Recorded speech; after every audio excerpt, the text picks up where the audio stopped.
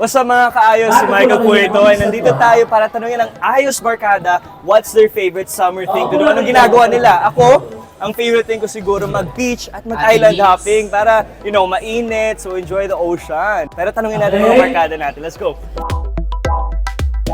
Ate Sanya, anong favorite thing na ginagawa mo sa summer? Sa sunblock? Nagsa-sunblock? Nagsa-sunblock, tama, kasi diba? mainit. Oo, dapat lagi. Tsaka kumakain ng yelo. Kumakain ng yelo. Thank you, Ate Sanya.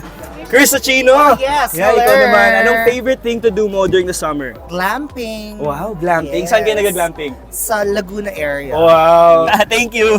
Okay, punta naman tayo doon mga kaayos. Radson, may tanong ako sa'yo. Ano ang favorite summer activity na ginagawa mo?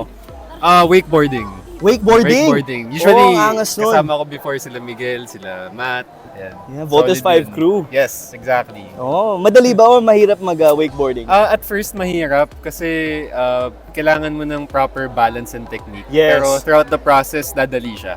Ang Team Jolly, kasi napaka-jolly ng summer natin with Team Jolly. Anong favorite summer activity ninyo? Swimming. Oo. Kasi, Siyempre swimming. Actually magdagat, mapa, tapos yung mga beach activities, gano'n, banana boat, GFO. Oh, ikaw Allen. same kami ng See? Team Jolly. Tipid ang sagot hanap pa tayo ng dalawa. Ito gusto ko dito. Matt, bro!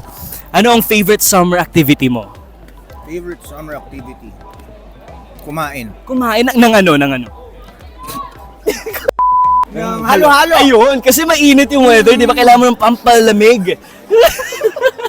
Ayan, tama po. Ito naman, Miguel bro, anong favorite summer activity mo? Ito, walang katulad to kahit kay Radson, di kami magkatulad ng sagot. Oo. Wakeboard. Ang unique ng sagot niya, wakeboarding. Mahirap ba o madali lang ang wakeboarding? Madali lang. Basic. Well, lahat naman kasi ng bagay mahirap sa una. Pero, madali yung wakeboard actually. Ayun. Mas mahirap pa yung surfing. O talaga?